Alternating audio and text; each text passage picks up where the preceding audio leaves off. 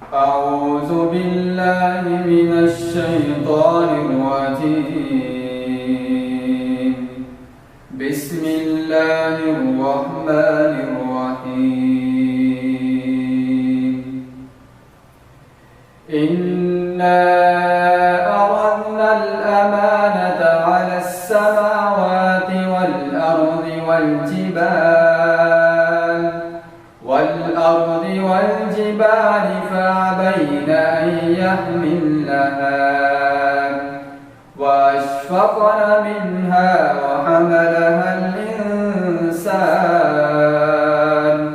إنه كان ظلوما جهولا. ليعذب الله المنافقين والمنافقات والمشركين والمشركات ويتوب الله على المؤمنين والمؤمنات وكان الله غفورا رحيما.